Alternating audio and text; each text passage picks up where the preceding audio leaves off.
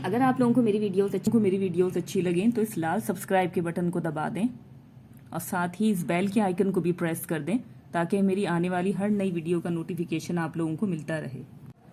बिस्मिल्लाहिर्रहमानिर्रहीम, अस्सलाम वालेकुम। आज मैं आप लोगों के लिए एक्सरसाइज 15.4 का क्वेश्चन नंबर 1 का थर्ड पार्ट सॉल्व करूंगी। तो चलिए वीडियो को स्टार्ट करते हैं। देखिए डायग्राम का जो है वो आप गौर से देखिएगा। यहाँ पर आपके पास जो है वो दो साइड्स इस दफ़ा आप लोगों को दिए हैं, ठीक है, और एक साइड जो है वो आपने फाइंड करनी है या अननोन है आपके लिए, ठीक है। लेकिन यहाँ पर आपको एक एंगल दिया हुआ है 90 डिग्री का, ठीक है, जबकि ना एंगल डी आपको यहाँ पे दिया हुआ है ना एंगल एफ आपको यहाँ पर दिया हुआ है, ठीक है। इससे पहले जो दो पार्ट्स थे आपके पास, उन दो पार्ट्स में आपके पास दो एंगल दिए हुए थे और एक साइड। यहाँ पे उसका थोड़ा सा ऑपोजिट है आपके पास। यहाँ पे जो है वो अब आपने जो फाइंड करने हैं वो दो एंगल्स फाइंड करने हैं और एक साइड, ठीक है। तो अगर आपके पास इस तरीके की कोई कंडीशन आती है तो आप इस तरीके से सॉल्व कर सकते हैं। देखिए यहाँ तक गिवन और रिक्वायर्ड तक जो है वो सवाल तकरीबन आपका सेम होगा। जो चीज़ आपको गिवन है वो आप गिवन के कॉलम में लिख लेंगे, सॉरी गिवन की हेडिंग में। एंगल ई जो है वो आपको यहाँ पे 90 डिग्री दिया हुआ है।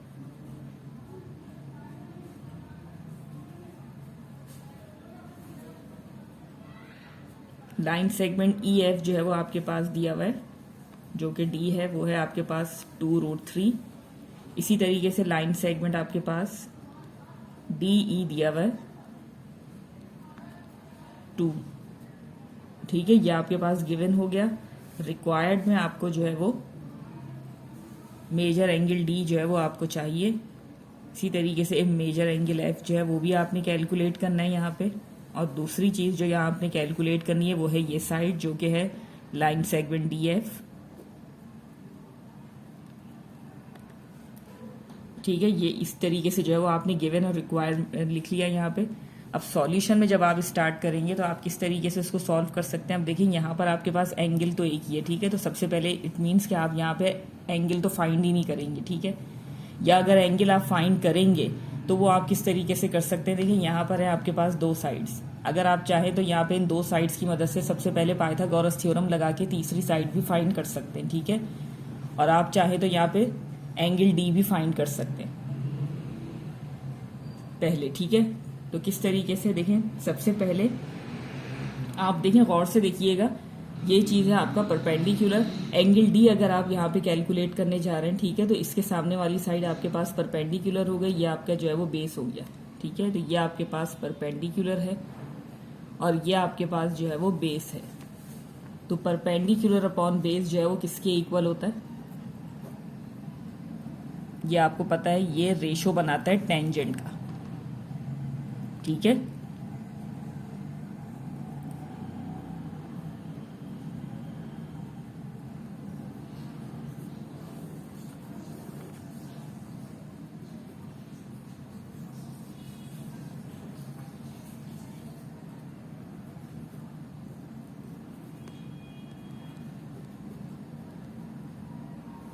ठीक है, we have tangent angle D is equal to D upon F.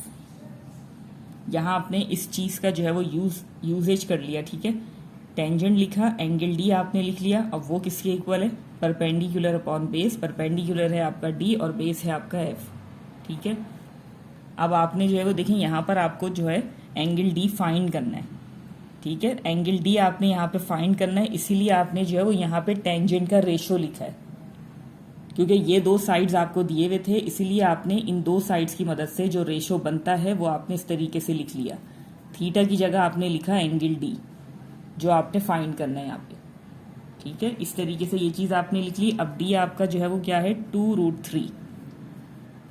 F है आपका 2,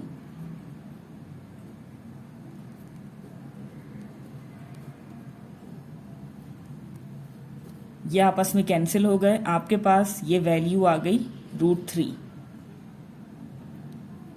अब देखें इस चीज़ को जो है वो आप दो तरीके से देख सकते हैं।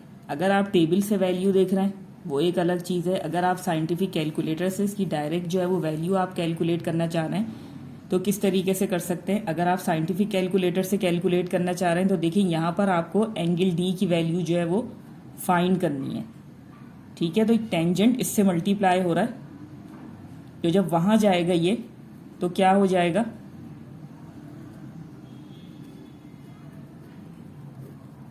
टेंजेंट इनवर्स, यहाँ मल्टीप्लाई हो रहा है, वहाँ जाके ये डिवाइड हो जाएगा, मीन्स 1/टेंजेंट, 1/टेंजेंट मीन्स टेंजेंट इनवर्स। ठीक है, ये चीज़ें मैं आपको जो है वो बहुत अच्छे से एक्सप्लेन कर चुकी हूँ। ठीक है, जब मैंने आपको जो है वो इनवर्स निकालना सिखाया था। अब देखिए यहाँ पे इस तरीके से, यहाँ पे ये टेंजेंट था, राइट हैंड साइड पे गया तो वहाँ जाके ये टेंजेंट इनवर्स बन गया और ये आ गया आपके पास √3। अगर आप साइंटिफिक कैलकुलेटर से इसे कैलकुलेट करें तो सबसे पहले आप शिफ्ट का बटन प्रेस करेंगे, उसके बाद आपने टेंजेंट का बटन प्रेस करना है। ठीक है, उसके बाद आपने √3 लिखना है, तो आपके पास जो वैल्यू आएगी वो आ जाएगी 60 डिग्री। ठीक है, और अगर आप चार्ट की मदद से, जो आपके पास पीछे दिया हुआ टेबल वैल्यू का, अगर आप उसकी मदद से इसको कैलकुलेट करना चाह रहे हैं तो आप इसको इस तरीके से भी देख सकते हैं।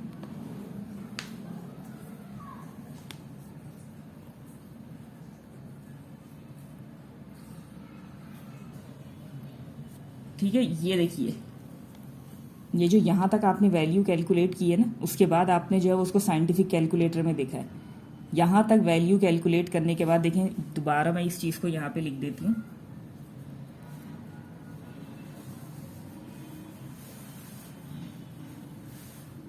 ठीक है, अगर आप टेबल से इसको देख के लिखना चाह रहे हैं तो आप इस तरीके से करेंगे, यानी कि जब आपने यहाँ तक इसकी वैल्यू कैलकुलेट कर ली तो वैल्यू कैलकुलेट करने के बाद बुक में आप जो है वो इसका टेबल निकालेंगे।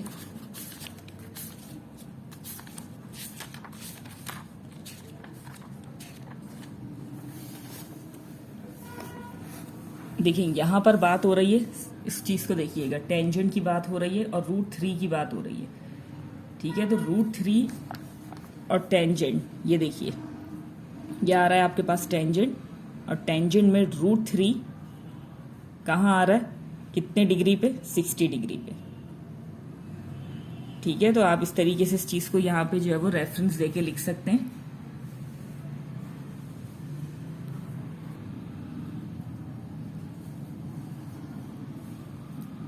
ठीक है, आप इधर जो है वो साइड पे इस चीज़ का रेफरेंस दे सकते हैं कि टेंजेंट 60 जो है वो √3 के इक्वल होता है। ठीक है, तो √3 की जगह आप यहाँ पे क्या चीज़ रख सकते हैं,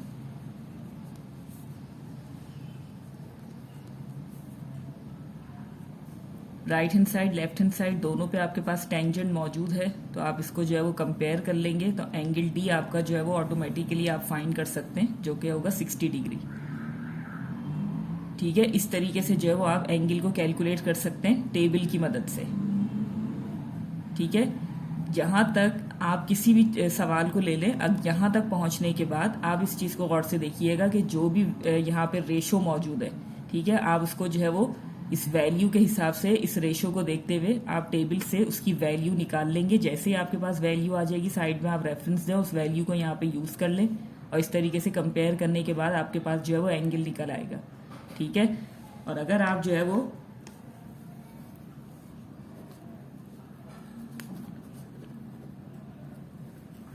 कैलकुलेटर यूज़ करते हुए इस चीज़ को कर रहे हैं तो फिर इस चीज़ का ध्यान रखिएगा कि इस एंगल के साथ जो भी यहाँ पे रेशो होगा वो इस तरीके से इन्वर्स करके आ जाएगा। ठीक है, और फिर इन्वर्स भी मैंने आपको बता दिया कि आप किस तरीके से किसी भी चीज़ का जो है वो इन्वर्स कैलकुलेट कर सकते हैं। ठीक है, तो ईजीली जो है वो आपके पास ये भी आंसर आ जाएगा। तो आपने यहाँ पे जो है वो सबसे पहली चीज़ क्या फाइंड कर ली, एंगल डी आपने यहाँ पे फाइंड कर लिया। ठीक है, और एंगल एफ अगर आपने फाइंड करना है तो उसके लिए आप क्या कर सकते हैं,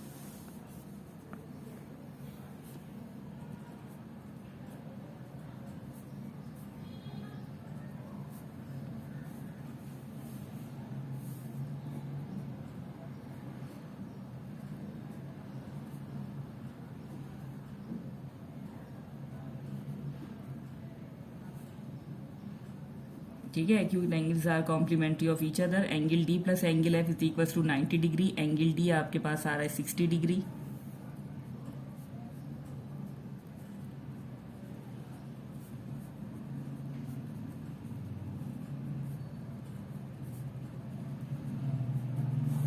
ठीक है, तो एंगल्स आपने जो है वो कैलकुलेट कर लिए, एंगल डी और एंगल एफ दोनों जो है वो आपने कैलकुलेट कर लिए। अब यहाँ पे देखें आपके पास ई जो है वो आपने फाइंड करना है। ठीक है,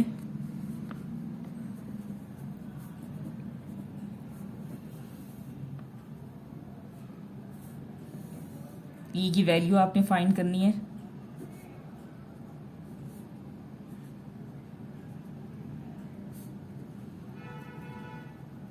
पाइथागोरस थ्योरम जो है वो यहाँ पर आप यूज करेंगे।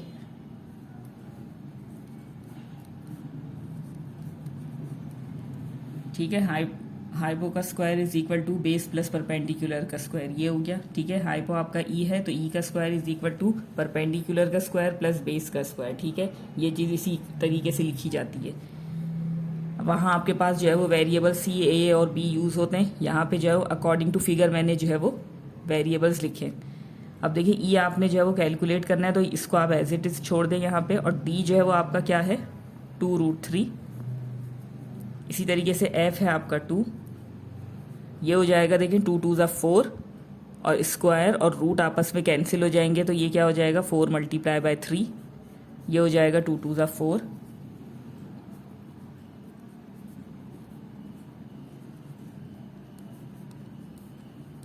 ठीक है, इसी तरीके से देखिए ई के ऊपर से आपने इस स्क्वायर को रिमूव करना है तो यहाँ पर आप स्क्वायर रूट ले सकते हैं। 16 का रूट जो है वो आ जाएगा आपके पास 4। ठीक है, इस तरीके से जो है वो आपने इसको सॉल्व कर लिया। अब आप जो है वो यहाँ पे रिजल्ट की हेडिंग लगा के तीनों एलिमेंट्स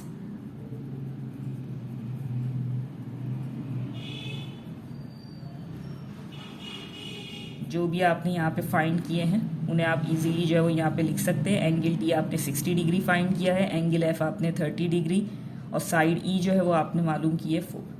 ठीक है, तो ये आपका जो है वो रिक्वायर्ड रिजल्ट है। दोबारा इस चीज़ को गौर से देख लें, अगर आपके पास सवाल के अंदर 2 साइड्स दिए हुए, ठीक है, और आपके पास एंगल्स जो है वो नहीं हैं सिवाय 90 डिग्री के, कोई और एंगल आपके पास नहीं है और 2 साइड्स आपको दे रहे हैं और 2 एंगल्स आपको नहीं दे रहे हैं, तो आपने जो है वो सवाल को बिल्कुल इसी तरीके से शुरू करना है। आपने इन 2 साइड्स की मदद से ऐसा रेशो बनाना है जिससे जो है वो आप एंगल फाइंड कर लें। ठीक है, तो यहाँ पर परपेंडिकुलर और बेस का जो है वो कॉम्बिनेशन था तो उस हिसाब से जो है वो हमने रेशो 10 यहाँ पे ले लिया। ठीक है, जैसे ही आपने 10 का रेशो ले लिया आपने वैल्यू सब्सटीट्यूट की, वैल्यू सब्सटीट्यूट करने के बाद आपके पास इस तरीके से यहाँ तक आंसर आ गया।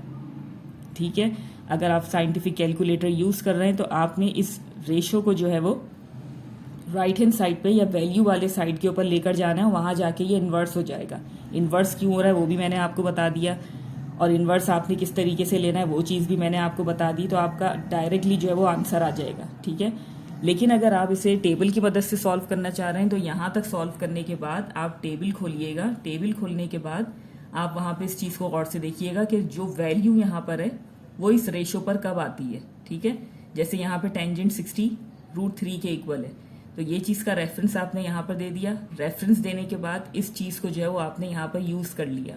यूज़ करने पे आपने दोनों साइड्स को कंपेयर किया और ये जो यहाँ पे रेशो था वो कैंसिल हो जाएगा और ऑटोमेटिकली आपके पास जो है वो यहाँ पे एंगल फाइंड कर लेंगे आप। ठीक है, या डायरेक्टली जो है वो आपके पास वैल्यू आ जाएगी कि एंगल कितना निकला। ठीक है, जब आपके पास 2 एंगल्स आ गए तो इन 2 एंगल्स की मदद से जो है वो आप तीसरा एंगल यहाँ पे इजीली फाइंड कर सकते हैं। ठीक है, 2 साइड्स आपको यहाँ पे दी हुई हैं सवाल में, इन दोनों साइड्स की मदद से पाइथागोरस थ्योरम यूज करते हुए आप वो तीसरी साइड भी इजीली फाइंड कर सकते हैं। ठीक है, तो चलिए यहीं पे मैं अपनी वीडियो को एंड करना चाहूँगी इसी उम्मीद के साथ कि जो भी मैंने आपको एक्सप्लेन किया है बहुत अच्छे से आपकी समझ में आ गया होगा। अगर वीडियो अच्छी लगे तो लाइक और शेयर ज़रूर कीजिएगा। मिलते हैं फिर आप लोगों से अगली वीडियो में, तब तक के लिए अल्लाह हाफिज़।